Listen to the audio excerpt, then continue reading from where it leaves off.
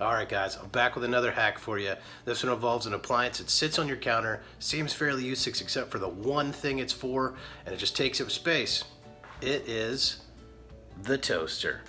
This guy is a multi-tool that you are not using to its fullest capability. I'm going to show you a couple other ways to use it.